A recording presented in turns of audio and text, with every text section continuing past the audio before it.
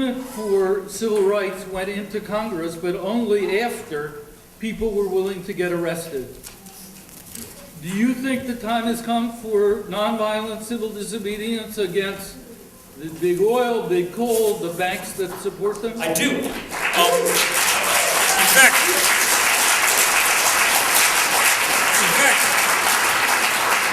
If you go to, we just started a new, I'm glad you're all applauding because you need to go to we just started a website, a sort of placeholder website called Climate Direct Action, either that or Direct Climate Action, I managed to forget which. That's basically just a way to sign up if you want to kind of be on the list to know about the sort of civil disobedience kind of things that you might be planning, okay? And here's what I want to say, though, a couple of things about that, because it's easy.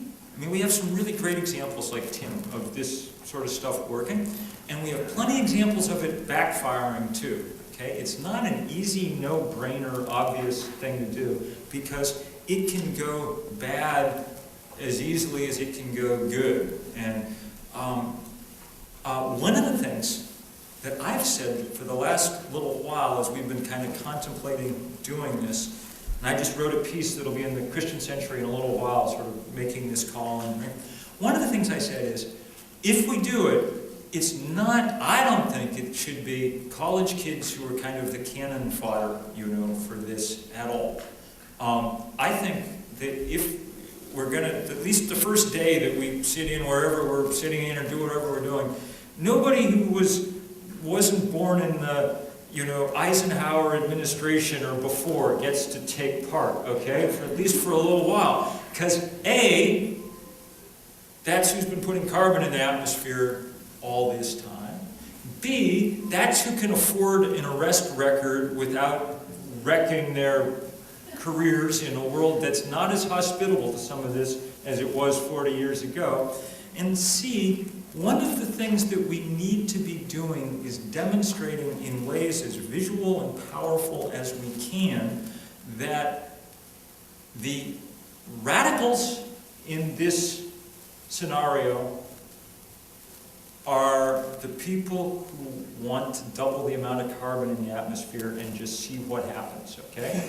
And the conservatives in this scenario are all of us who are acting to conserve and to stabilize the world that we knew, okay, that we were born into, who don't want to see the temperature go. I mean, look, Abbie Hoffman on his most radical day never thought of anything half as radical as changing the carbon concentration of the atmosphere, okay? That's like, if you even stop to think about it for a minute, it's so insane that it's almost beyond belief, okay? So we got to figure out some visual. Now, when we did the first big climate civil disobedience a couple of years ago in D.C., Wendell Berry and I sent out the call for it, kind of, and we said, and it worked pretty well, we said, if you want to come, you got to be wearing your, church clothes, or your synagogue clothes, you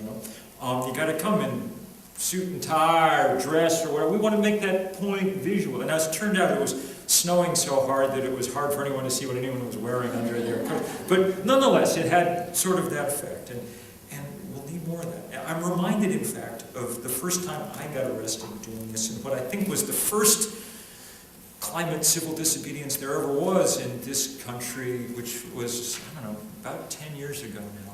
And a woman that some of you may remember, who died last year, one of my great friends and heroes, Doris Haddock, Granny D, who we all should remember because she was great. She walked across the country at the age of 90 to this sort of protest. And 3 years later, she called me up and said, we're going to do this protest in Washington. You need to come. And I'm a Methodist Sunday school teacher. If someone who's 93 tells me to do something, I generally do it, And so I show up, and we're holding a sign that says, "Stop Global Warming, Stop Campaign Contributions from Global Warmers." And we were holding it in the rotunda of the Capitol, which is closer than they really want you doing that whole First Amendment thing, And so we were arrested, and they handcuffed the two of us together for some reason, which was very funny, because those of you who don't know, she's like 4'10" or so. You know? And so I'm sort of tipped over like this, and she looks up at me, and she had emphysema, which made the whole walk across America thing even crazier, but she looks at me, you know, she said, I'm 93 years old, I've never been arrested before, I should have started long ago. So I don't know whether we're all going to need to get arrested.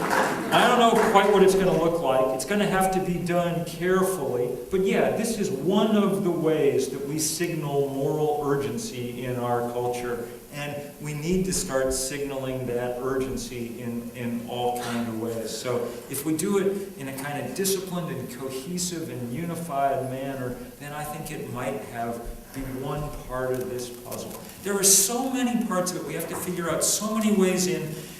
If you start getting despairing at all in the next week or so, because it's easy. One thing you might want to watch is what we're doing at 350 this week.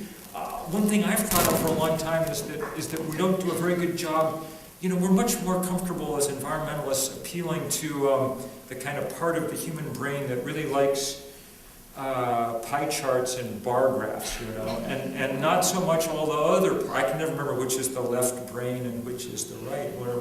But I think art is a very important part of what we need to do, and so we're trying to organize this crazy thing. In the next week, we've got great artists in about 15 places around the world who've sketched kind of simple designs, and we're executing them on the ground, on snowfields, on deserts, and things with thousands of human bodies in each case.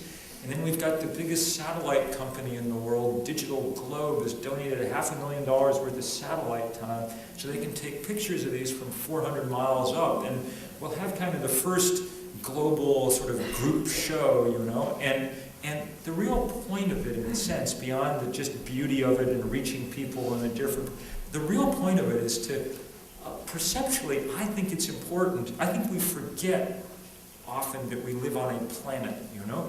Venus is a planet, Mars is a planet, but this is just home. It's hard for us to remember. But of course, it is just another hunk of rock in space, and just like any other planet, you want to know what its gaseous composition of its atmosphere is when you're trying to figure out what it's going to be like on the surface, you know? We're just trying to figure out ways to change perception and back people far enough out into space to get a view of the thing as a whole. So old tactics, new tactics, figuring out the internet, figuring out all these things. We got to come at this from every way we can, and we got to do it with every kind of people we can all over the world. That's the key.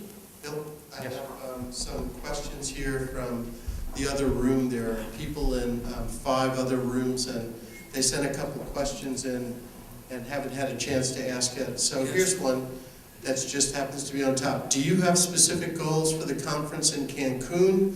Do you think it's worthwhile given that the U.S. has not passed climate legislation? Well, look, nothing really, I mean, Brent or Dan or other people, or maybe you guys may have some stronger idea. I don't think anything huge is going to happen at Cancun. I don't quite see how it can, given the failure of the Congress. I think part of the thing is to kind of keep discussions going, try to keep things alive heading towards South Africa next year, put big pressure, you know, one of the things that may happen in the next few years, frankly, is the rest of the world may have to decide that they're going to go at this without the U.S. At a certain point, it may just be, and you can make a strong argument that the world would have been better off if it had done that concertedly 15 years ago, if it had struck a good deal at Kyoto instead of being bargained down by us, and so on and so forth. Maybe we'd be further along. Cancun's going to have to be one more of the, one thing that's going to have to keep happening there is real pressure from the poor and vulnerable countries of the world on the rich countries. We've got to keep alive this sort of creative tension that has some hope of pushing us in the right direction. But we're not going to get the kind of deal we need in Washington or in Cancun, and we're not going to get it anywhere until there's a movement large enough to demand it. That's the thing. I mean, I spent a long time thinking that the key to this was to write more books and so on and so forth, and all of that helps. But in the end, power answers to power, and until we get some, then we're going to strike out every time. Okay. So one more here from another room, and then we'll come back here. This is quite different. What are your views on the meat industry in the United States with regard to global warming? Okay, so this is a good, interesting question. So the first easy thing to say is that factory farming, which mostly as this country involves livestock, is a disaster in climate terms. At least a fifth of our emissions are related to farming in one way or another, quite likely higher than that. And so really there's not much reason, many reasons not to go eat factory farm meat. However, as always, things are more complicated than they first appear, and there's been a lot of science in the last year and a half or so that's really interesting. It began with scientists asking themselves the interesting question, 300 years ago, there were more ungulates on this continent than there are now, if you count up all the bison and antelope. And they're all busily belching methane too. So why wasn't this causing a problem? And the reason we're beginning to think, and there's some pretty good data emerging, is that if you keep large hooved animals in constant motion, okay, the action of their hooves and the deposition of manure creates healthy enough soil that it sequesters far more carbon and methane than they produce. And so in the old days, you kept them on the move with wolves. That was, you know, the main method. We've unfortunately abandoned that method, so we need to be moving electric fences around all the time and doing grass-based rotational grazing. That takes more people to do, so the cost of it goes up. And that's probably good because it results in us eating less meat and probably learning to treat it like every other culture in the world always did, as a kind of condiment, kind of flavoring, not the sort of large honking slab culinary technique that we have, you know, come to favor. It's a perfect example of the complexities of all this, and a good reminder that we can cut through a lot of those complexities if we do the thing that people are talking about here, which is putting a serious price on carbon. When we do, one of the first things that will happen is it will be revealed the craziness of our current industrial agricultural system, which basically is based on marinating our food in crude oil, you know, and that should stop. Is it on? I'm glad to hear you come back and say, keep your eye on the ball. The ball is climate above all, because there's been, you know, a lot of calculations by some of the large national environmental groups that the issue of climate doesn't sell politically. And therefore, we got to reframe it. We've got to talk instead about energy independence and about economic opportunities and you know, just sort of sneak climate in there on the side in terms of trying to pass legislation. But that's led to a lot of promotion of snake oil in the form of so-called clean coal, or in the form of corn ethanol, biofuels, biomass, and all kinds of so-called alternatives which might have carbon emissions greater than foreign oil. And so I'm glad to hear you say, get back to it, be direct. Yeah. Take it on frontally. And any other comments on that line? Yeah, my comment would be I wouldn't try to go after too hard the big national climate groups. You know what? I mean, they made a reasonable effort to try and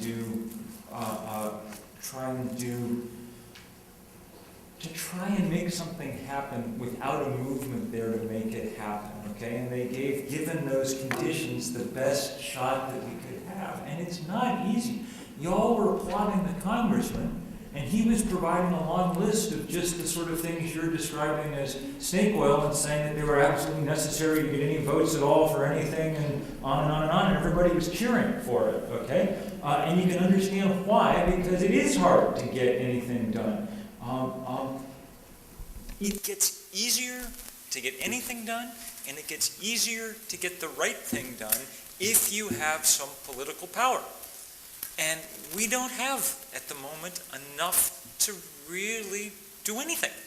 There is no congressman or senator to whom we can credibly reward or punish at this point, all right? And until there is, then all of our insistence on purity about everything is just words. It doesn't matter. That's why we've got to try and build power. And I wish there was some sort of shortcut to it. One thing I would counsel is trying very hard not to divide any more than is necessary what movement we have and what people we have.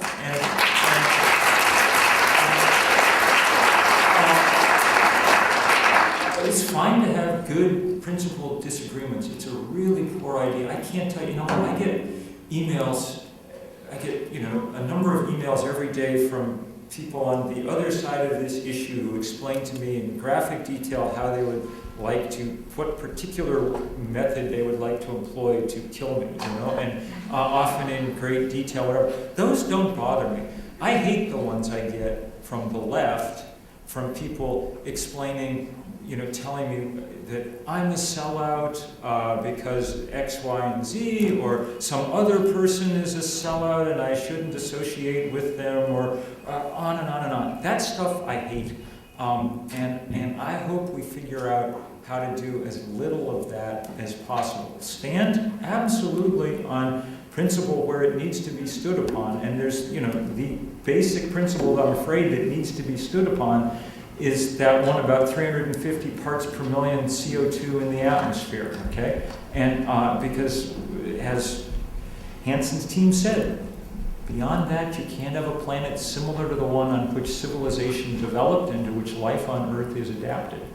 But boy, I would try to cool the rhetoric as much as possible.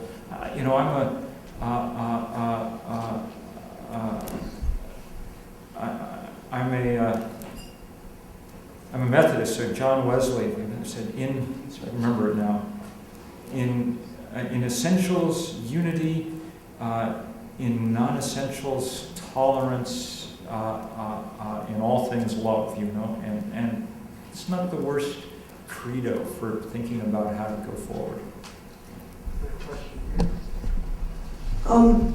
So for the price on carbon will raise the price of energy, which will be supported by give back to the community so they can pay for it. Yeah. But what happens when renewable energy is the main source of energy and there are no give backs to the community to pay for it, and it'll be more expensive than energy currently is? Well, theoretically, we'll be party. Yeah, no. The hope is that we'll quickly, or as quickly as possible, get to the point where renewable energy is the cheapest alternative. And the thought is that if we're able to get this moving along, that'll happen pretty fast. And you can actually see that economic principle in action certain places around the world, I was in China for the National Geographic earlier this year, and one of the reasons that we started thinking about that solar panels on the White House thing was that one of the other ones of these solar panels from Unity College, one of the few other ones in circulation around the world, is in the private museum of the Chinese, there are those birds again, of the Chinese solar baron who's put up 60 million of these solar arrays, solar hot water arrays around China. When 250 million Chinese take a shower, the hot water is coming off the roof. And they've done it they've done it because they built enough of them that the cost came down and they were able to do it, okay? That's where we need to get to, and we need to get there, we need to get there fast is the point. So that's a really good question. And by the way, you framed the basic, you did a very good job in one sentence that everybody should emulate of framing how to present the whole tax and dividend concept, okay? And that give back word is a good one, so good work. Harder to build a political grassroots movement behind this when most people are getting their information from places like Fox News. Well, look, you deal with the world you got, okay? I don't have any secret plan for how to shut down Fox News, and I don't know anyone with the money to go start its alternative, and I'm not even really completely sure I kind of want its alternative on the other side, you know?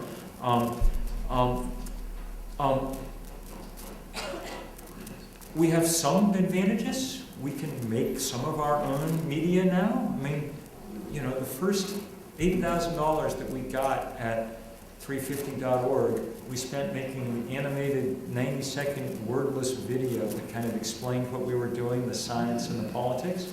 And it got seen for that $8,000. I think it's been seen, I don't know, 6 or 7 million times or something around the world. You know, it was very helpful as an organizing tool. So we have certain things we can take advantage of. But you're right, it would be all a lot easier without, you know, Glenn Beck or whoever scapegoating everybody and spreading disinformation all the time. It's worth remembering that every movement there's ever been, back to the civil rights movement, has dealt with a status quo that didn't want to change and was willing to do all sorts of things to keep from changing. And it's always hard, and that's what you got to do. I wish I feel completely useless trying to answer that very good question. A question from the other room. Okay, you speak of laying it out in plain language and making it simple to build numbers and voice. This sounds like a role I could fill, meaning the person who wrote this, that I could fill as an environmental educator. What kind of suggestions do you have for the next generation? Well, look, I mean, many of the people working with us, as I said earlier, are young people. Don't worry, the next generation is getting on with it in a sense, you know. What we do is, at 350, is in some sense political action, and in some sense is environmental education, you know. And it's important it's vitally important to do that. We're not at the point where we can, no, let me phrase it positively. We're still at the point where we have to do that most basic education about the fact that we're in an urgent crisis. Most people know that global warming is real, all right, despite the Fox News and everything else. The problem is most people don't know that it's urgent and breaking over our heads now. And that's the kind of education we keep trying to do, and we do it through religious communities, we do it through every kind of thing that we can think of. I think I'm sensing that we should come to the end of the... One more question, absolutely. This is on. Sorry. Just want to thank you so much for coming. I really appreciate you returning to the notion of organizing and emphasizing the need to build political power. So I was just wondering, in your eyes, what are several key next steps in that regard? Well, I mean, I can tell you what we're doing at 350, and I think, and there are, you know, lots of other people who, I think in the next year in this country, we're going to have to play defense and try to protect the EPA. And I don't know whether that's even going to be possible. I think it's possible the Obamas will just offer it up without much fight. I don't know. Other people will have an easy. I mean, it's a very hard question. And defending the EPA, we're not going to get. I mean, the EPA is not going to do what we need it to do. I don't. You know, it's not. That's not how we're going to solve the problem. But we're going to need to defend it. We're going to need to defend climate science. There'll be a series of sort of scopes trial kind of hearings in the House, and we'll need to be trying to make hay there where we can. There's a lot of organizing going on around coal, and that's going to be really important, and we can do it to some degree, place by place. The good news out of Kentucky yesterday was the decision in Kentucky not to go forward with their plan for a big coal-fired power plant, and that's in the heart of coal country, and so that's a real win and a victory. And lots of people have been doing great organizing, like the Sierra Club, around coal. There are lots and lots of fights that we're going to keep, that we are going to be able to engage in. But we got to keep doing it in some way that reminds us all the time of the bigger fight. All right?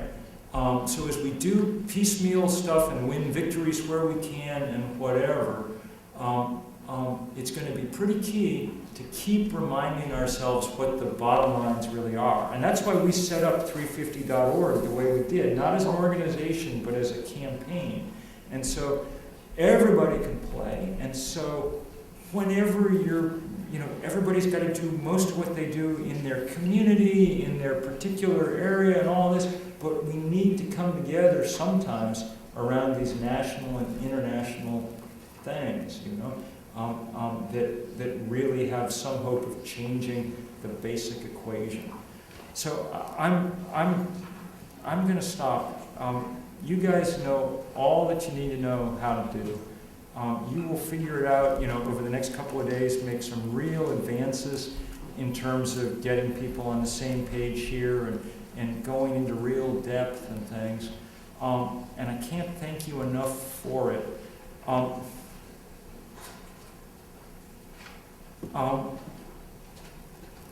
I've come to think in recent years that as we work on all this, one question not to spend an immense amount of time obsessing about is whether or not we're winning at any particular moment. Right now we're obviously losing, but don't, my only advice would be not to spend an immense amount of time doing that. You just got to get up every day and try to figure out what's most effective and try to do it and see where we end up. Try to build, I guess another way of saying it is this: it's very hard to change political reality. And the political reality that the congressman laid out and everybody laid out, very hard to change. But it's a lot harder to change physics and chemistry. Okay? Those are the givens. We're going to have to figure out how to bend that political reality. And you've got one of the strong tools in your hands as you start thinking about this dividend policy and all of that. It's a tool that helps bend that political reality. That's the job that we're about. Can we bend it? And it's going to take all those things it's going to take intellect, and it's also going to take art and spirit and courage and sacrifice and all kinds of other things. And it's going to take just an immense amount of hard work. And the only way to do that is if we're thinking hard about why we're doing it. And so for me, it's pictures like that one, I mean, look, there were a lot of refugees in the last century because we had a lot of wars, okay? But there was no way you could sit down in 1910 and point to a particular person and say, 40 years from now, you'll be a refugee, okay? With her, we can do that, unless we get to work with enormous speed. This world is so beautiful and so worth all the love that we can lavish on it. And the way we have doing that right now is just to fight like hell. We're in the middle of the worst thing that ever happened on this planet, and we're the people who are conscious enough to know it and to do something about it. So that imposes a great duty on us to do something about it, but it's also an enormous, enormous privilege. And we should be aware of that all the time, and even in the midst of all the hard work, be in a sense thankful that we get to take it on. I know I'm thankful to know all you guys, and we'll see you down the road.